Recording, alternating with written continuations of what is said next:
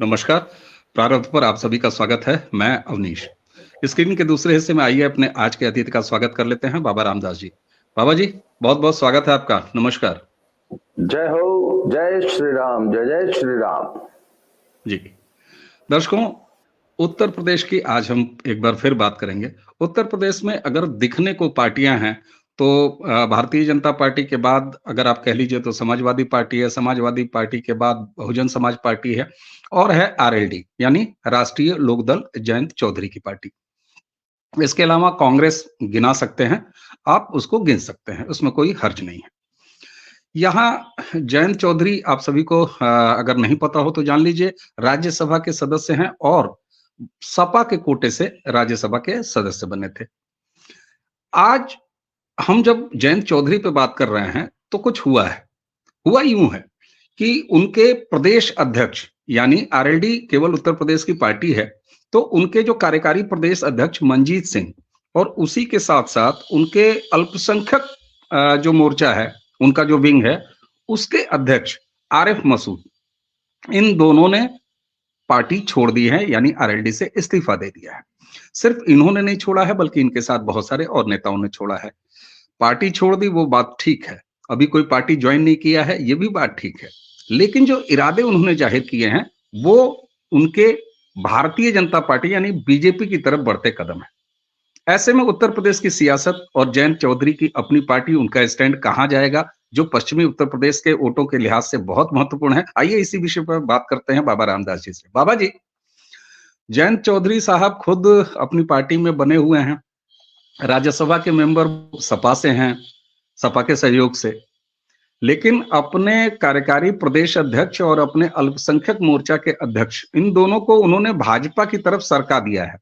ये खुद चले गए हैं दोनों या जयंत चौधरी ने भाजपा की तरफ उनको सरका दिया है? क्या है ये पूरा तिलस्म?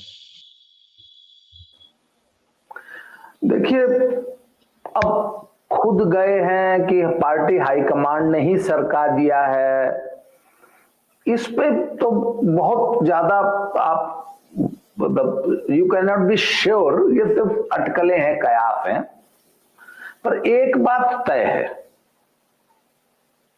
कि खुद जयंत, उनकी पार्टी का काडर और इवन वोटर, ये तीनों लोग जो है ना, सत्ता की मलाई के बिना सरवाइव नहीं कर सकते।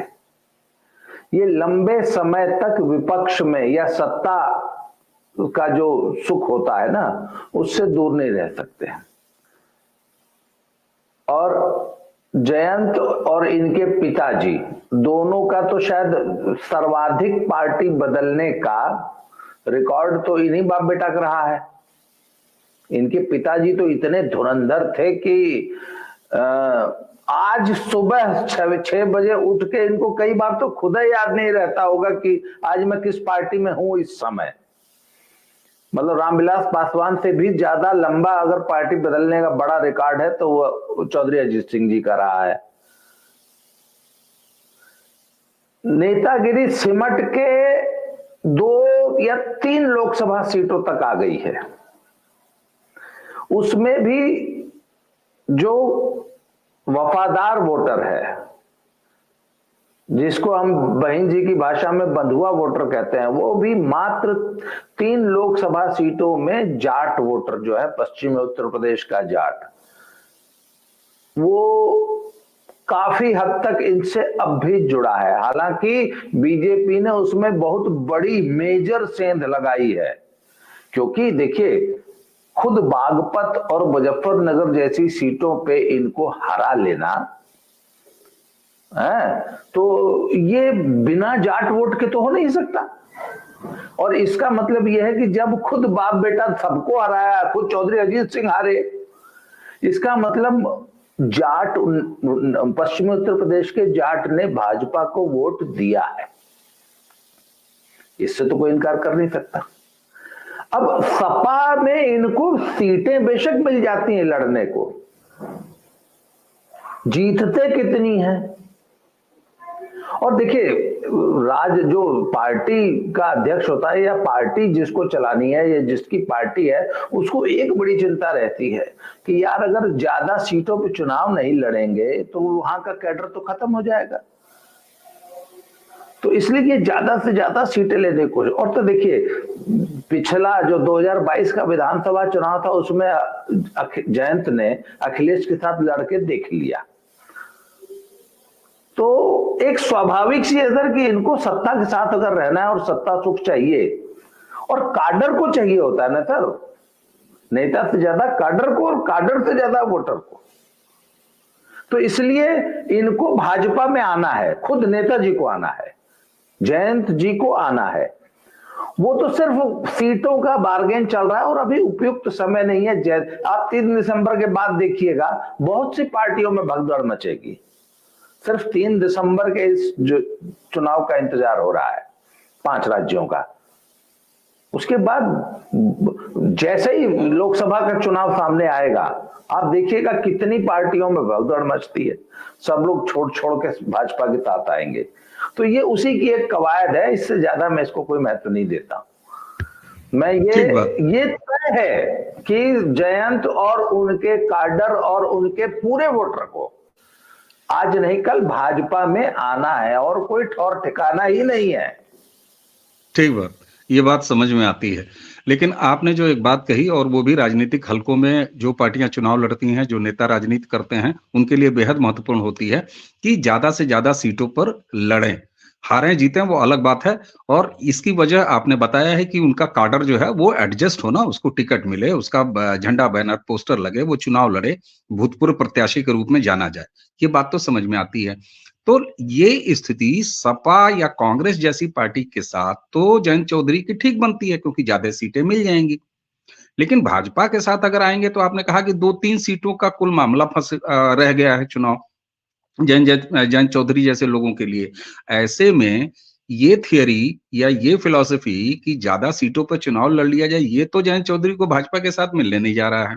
लेकिन यहाँ महत्वपूर्ण एक बात जरूर हो जाएगी कि मान लीजिए सपा के साथ वो 20 सीट लड़ जाएं लोकसभा की, जीतेंगे एक को नहीं, या एक जीत जाए, उसके बजाय भारतीय जनता पार्टी या एनडीए के साथ अगर वो चुनाव लड़ते हैं तो भले वो 2 सीट या 3 सीट पे लड़ें, लेकिन मैक्सिमम चांस होंगे कि जितनी सीट वो लड़ें उतनी जीत जाए।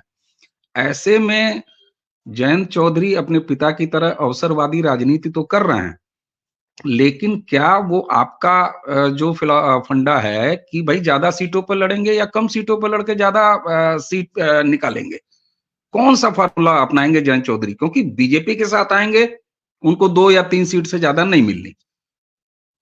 तो ऐसे में जयंत चौधरी एनडीए का हिस्सा बनना चाहेंगे कि वो चाहेंगे कि हम 10-15 सीटों पर लड़ें और जीतें एक को नहीं? कौन सी राजनीतिक पर लाइन लेंगे आपके हिसाब से? आप अपना माइक, आपका माइक म्यूट है। हाँ, अगर आप मुझसे पूछें, आप मुझे अगर जयंत की पार्टी का अध्यक्ष बना दें तो ना मैं तो 20 लोकसभा सीटों पे लड़ूंगा, इंडिपेंडेंट लड़ूंगा। मेरे लिए 1 या 2 सांसद भाजपा के वोट बैंक से जिता लेना, और खुद को अपने को, अपने भाई भतीजे बेटे को, जैसा कि बाकी नेता करते हैं, भाई संजय निषाद को देख लीजिए, चाहे उधर रालोसपा वालों को देख लीजिए, एक तो टिकट हमको दे दो, एक तो हमारी बिटिया को दे दो, एक तो हमारे बेटे को दे दो। काडर तो घास खोद ही रहा है। काडर तो हमारी पालकी ढोने के लिए आई है, वोटर तो हमारी पालकी ढोने के लिए आई है, मलाई सारी हम खाऊंगा। ये तो इन छोटी पार्टियों का है। ये अपने किस कार्यकर्ता को टिकट दिलाते हैं? भाई पियरका चच्चा की सारी लड़ाई अपने बेटे को टिकट दिलाने तक ही सीमित है ना, या एक आध टिकट होगा तो धनंजय सिंह को बेच देंगे। आपको मालूम है नहीं, एक सीट धनंजय सिंह या ऐसे बाहुबलियों को जिनको की भाजपा अपने में लेना तो चाहती है, पर चूंकि माफिया का ठप्पा है इसलिए टिकट नहीं दे सकती, तो वो इनके माध्यम क्या है, तुमको दे देते हैं सीट, तुमको उनसे 2-4 करोड़ रुपया ले भी लो, उनको टिकट बेच दो, वो सांसद भी हो जाएंगे, हमारा बदनामी भी नहीं होगी, तुम्हारे पार्टी की 2 सीट हो भी जाएगी। तो सर ये इस पॉलिसी पे छोटी पार्टियां चलती। अगर जयंत की जगह करना पड़ेगा, और मैं सचमुच अगर मुझे राजनीति करनी है और लंबे समय तक करनी है, तो मैं तो साहब 20 नहीं 80 सीट लड़ूंगा। जाट बहुल क्षेत्रों की एक एक सीट, एक एक विधायक लड़ूंगा, न अखिलेश से समझौता करूंगा, न किसी भाजपा से करूंगा। विपक्ष भूतपूर्व कैंडिडेट, हारा हुआ कैंडिडेट कहलाना मंजूर है, पार्टी तो जिंदा रहेगी। अगर भाजपा इनको 3 सीट दे भी देती है, तो बाकी सीटों से तो ये गायब है ना, बाकी तो भाजपा लड़ रही है, वहां रालोद का चिराग जलाने वाला भी कोई नहीं बचेगा ना। पर सब बात यह है कि मेरे जैसे रेडिकल सोच वालों से राजनीति चलती कहाँ है भैया। सत्ता सुख भी चाहिए, काम भी कराने हैं, लुटेन जोन में बंगला भी चाहिए है, और उसके बाद बहुत कुछ खरीदना बेचना होता है, दलाली करनी है। अरे यहीं देख लीजिए कि आप जो है कितने खैरख्वाह बने हुए हैं आरएलडी के और जयंत चौधरी के, आप इतनी अच्छी सलाह दे रहे हैं, लेकिन वहीं उनका आप कह रहे हैं कि संगठन बचा रहेगा, उनके नेता बचे रहेंगे। ये बताइए, उनके एकमात्र प्रदेश अध्यक्ष वो चला गया, अल्पसंख्यक मोर्चा का जो उनका प्रेसिडेंट है वो चला गया। अच्छा, मजे की बात यह है बाबा जी कि वो कह के क्या गए। तो मंजीत सिंह ने ये कहा, जो उनके प्रदेश अध्यक्ष थे, उन्होंने ये कहा कि साहब किसानों और मजदूरों की अब कोई पूछ नहीं है आरएलडी में। चलिए, लेकिन वो जो मसूद साहब गए हैं अल्पसंख्यक प्रकोष्ठ के अध्यक्ष, उन्होंने कहा कि मुसलमानों की कोई पूछ नहीं है। चलिए ये भी ठीक है, लेकिन उसके आगे वाला सेंटेंस जो उन्होंने कहा कि भारतीय जनता पार्टी हिंदू और मुसलमानों में कोई फर्क नहीं कर रही है। तो मंजीत सिंह ने भी ये कह दिया कि भारतीय जनता पार्टी मजदूरों और किसानों के प्रति ज्यादा सचेत है। तो ऐसे में इन दोनों ने, अब इनके पास राम, मतलब कहते हैं ना कि माया बची न राम, पूरा जो है प्रदेश अध्यक्ष आप चला गया, आपका जो मुस्लिम एक लीडर था प्रोमिनेंट वो चला गया, तो अब ये चाहे अखिलेश के साथ मिलकर लड़ें, चाहे इंडिया अलायंस में लड़ें, और चाहे बीजेपी के साथ आए, इनकी पार्टी तो बची ही नहीं। इसीलिए शायद मैंने कहा कहीं ऐसा तो नहीं है, क्योंकि आप देखिए एक समीकरण यहाँ पर एक बाध्यता भी है ना बाबा जी, ये सपा के सहयोग से राज्यसभा मेंबर हैं, और आपने जो कहा लुटियन जोन में जो अभी इनको घर मिला हुआ है वो सपा के बदौलत मिला हुआ है, राज्यसभा की वजह से।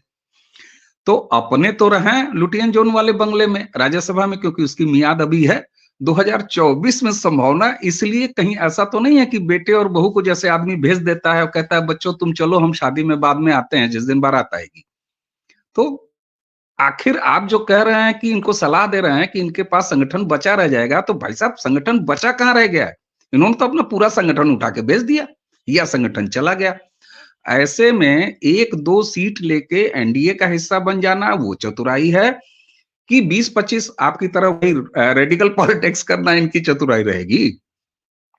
अब जरा एक नई सलाह दीजिए ये सब सारी चीजों के आधार पर। देखिए एक बात बताऊं, उनके जो दोनों कार्यकर्ताओं ने, वो प्रदेश अध्यक्ष और अल्पसंख्यक प्रकोष्ठ वाले भाई ने जो बात कही वो तो एकदम सही है। सच यही है कि मजदूर और किसान की, चाहे अल्पसंख्यक की, जो पूछ, जो इज्जत, जो मान सम्मान, जो प्रतिष्ठा, जो कल्याणकारी योजनाएं, सुरक्षा, भविष्य, सब सिर्फ और सिर्फ भाजपा में ही सुरक्षित है। अरे भाजपा अल्पसंख्यक का कुछ नहीं करेगी अगर, तो शौचालय और प्रधानमंत्री आवास और वो 50,000 रुपया वाला छोटका लोन ये तो दे ही रही है, उज्ज्वला मिल ही रहा है, हैं? कम से कम कि एक मुसलमान के बच्चे को आतंकी बनने से भी तो बचा रही है कि नहीं बचा रही है? क्यों है? तो भैया मैं एक बात बताऊं आपको, अगर मैं मुसलमानों का भी अगर नेता होता तो मैं मुसलमानों को सलाह देता कि अरे तुम लोग पागल हो, तुम लोग अगर जरा सी समझदारी से काम करो ना तो पूरी भाजपा मोदी से लगाई जोगी तक तुम्हारे पैरों में बैठेंगे और तेल लगाएंगे, चरण चुंबन करेंगे। एक बार वोट तो दे के देखो, सारा मुसलमान झाड़ के पूरे देश में एक बार जरा भाजपा को वोट दे दे, फिर आप देखिएगा। सर, दूध देने वाली गाय को कोई खोना नहीं चाहता।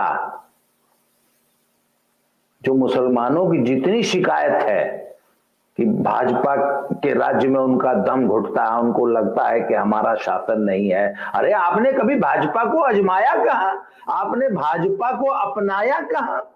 अरे एक बार अपना के तो देखिए। भाजपा ये सपा उपा का आप लोग की गुलामी करेंगे जो भाजपा करेगी, मैं बता रहा हूं।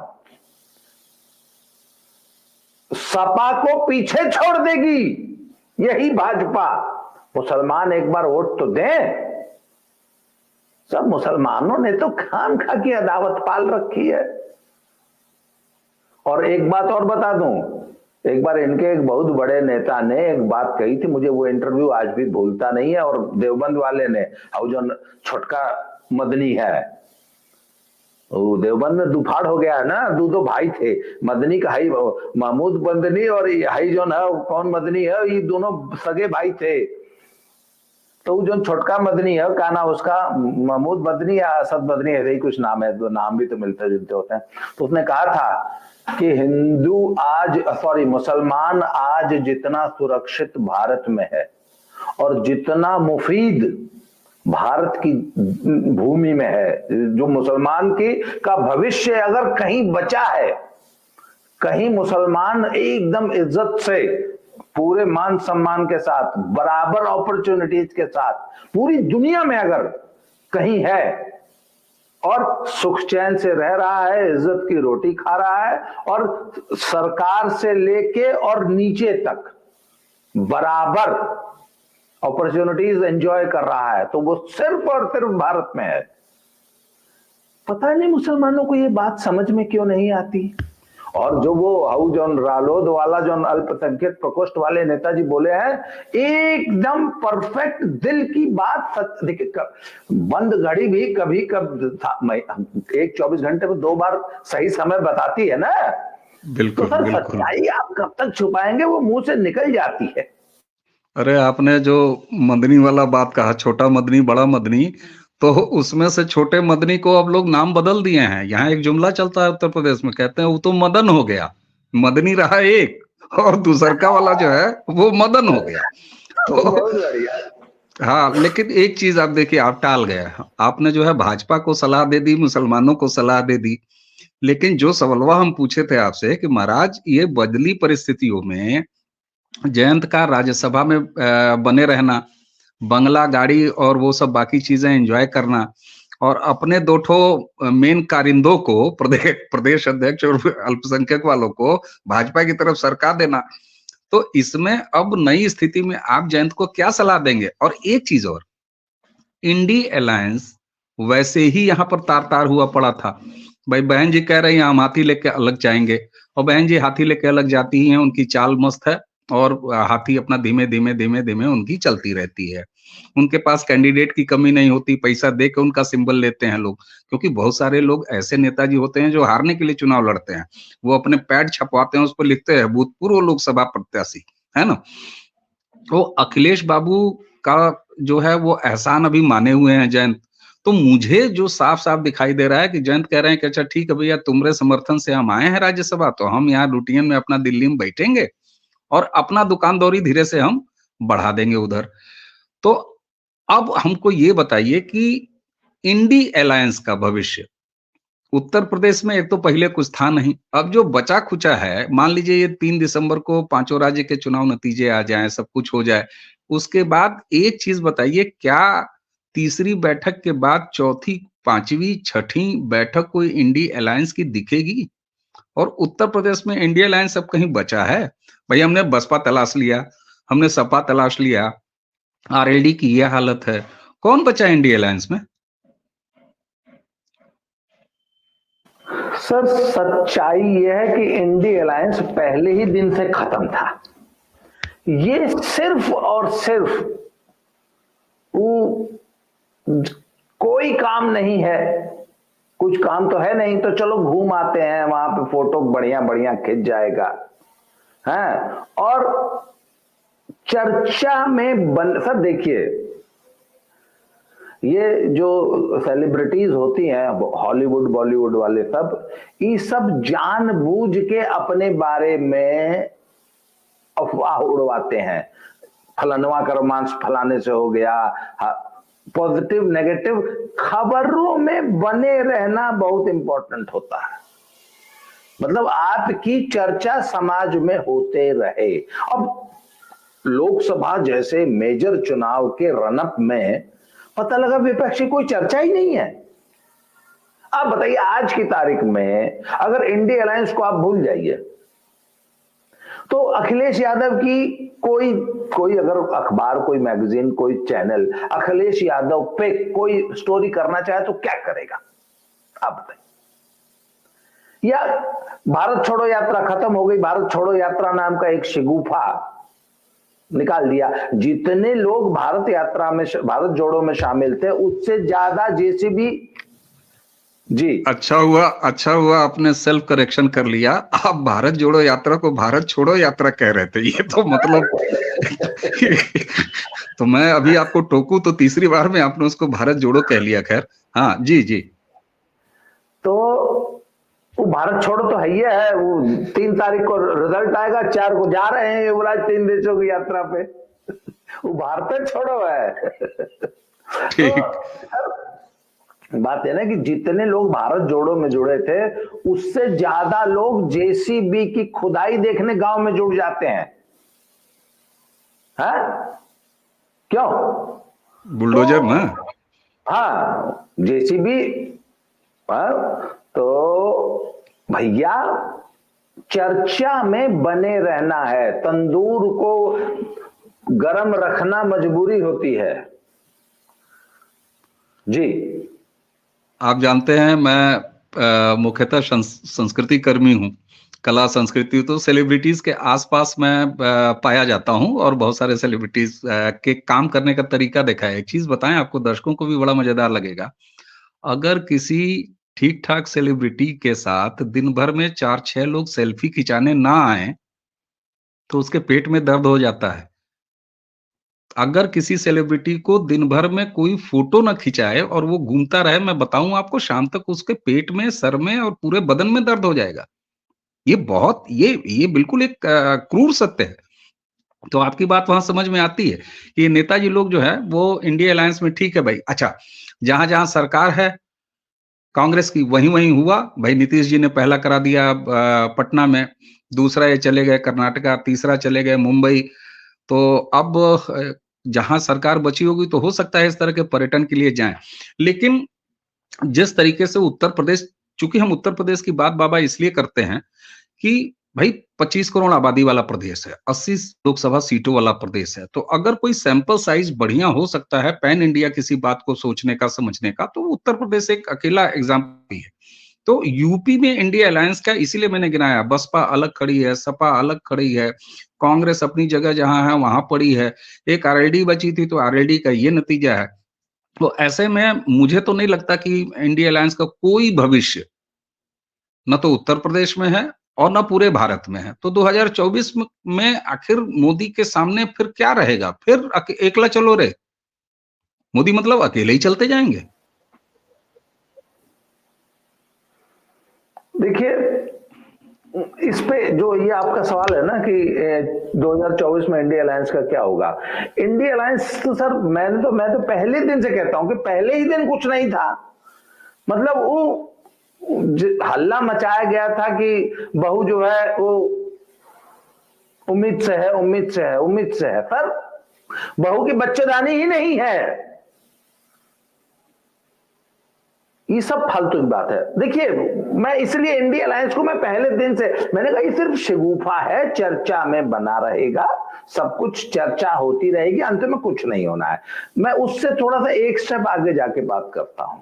मैं एक बात बता दूं आपको, आज हिंदुस्तान में जितने भी जातीय वोट बैंक हैं, हिंदू जातियों के जितने वोट बैंक हैं, इन सबको देर सबेर भाजपा में ही आना है और कोई विकल्प ही नहीं है। फिर वो चाहे यादव जी लोग हों, चाहे जाट भाई हों, और चाहे फिर वो निषाद हो, हई हो, जितने हैं राजभर हों। सर कितने दिन आप इनको ये ओबीसी पॉलिटिक्स के नाम पे या जातीय राजनीति के नाम पे जाति का चुंबक जो है ना, वो धीरे धीरे धीरे धीरे कमजोर पड़ रहा है। हर बार कोशिश होती है कि इसकी मैग्नेटिक फील्ड जो है, मैग्नेटिक वो बनी रहे, पर फिर वो धीरे धीरे कमजोर पड़ रहा है। और सनातन हिंदू आइडेंटिटी मजबूत होती, आप देख लीजिए पिछले 10 सालों में, जब से स्पेशली भाई सागरिका घोष ने सर जो इंटरनेट हिंदू नाम का जो टर्म कॉइन किया है ना, वो ऐसे ही नहीं किया था। और वो कितना सटीक आकलन था इंटरनेट हिंदू, क्योंकि जब इंटरनेट का उभार हुआ, सोशल मीडिया का उभार हुआ, तो आप नहीं मानते कि हिंदुत्व का उभार हुआ है। कल ही परसों में एक आर्टिकल पढ़ रहा था, उसमें हिंदू में या किसमें छपा है अखबार में, कि हिंदू पॉप म्यूजिक,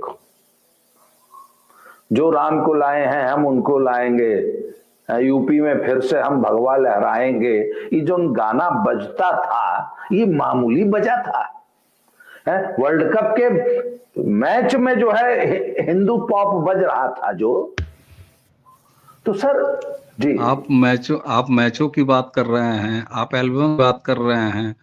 क्या हमने कई शादियां ऐसी अटेंड नहीं की हैं जहां शादियों के डीजे पे इस तरह के बाजे बजे, इस तरह के गाने बजे? तो ये तो शादी में आगरा में बिल्कुल, मैं भाई इस तरह के, तो ये एक निश्चित रूप से ये बदलाव आया है। अच्छा, इस बदलाव में एक चीज मैं और देखता हूं, 2014 के बाद नरेंद्र मोदी जैसा समर्थ राजनीतिक नेतृत्व जो देश को मिला, तो उसमें जाति बंधन टूटे हैं।